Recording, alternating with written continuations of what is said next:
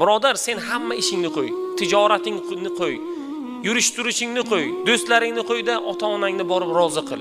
Ularni oldida bo'l. Ularga ehson ber. Degim keladi. Ular bugungi kunda oramizda bor, jamoatda bor. Biz ayta olmaymiz, chunki omonat bu va'da. Biz aytmaymiz. Sizni ularni ota-onalari kelganliklarini aytmaymiz deb va'da berganmiz. Birodar, bunday bo'lmaydi. Ota-onalari vafot etganlardan bir so'rang. Menga kecha bir ayol otalari qattiq betob, avtoavariyada qattiq betob bo'lganlarida taqriban 1,5 oy to'shakka mixlanib yotgan ekanlar. Kelib yig'lab aytadi.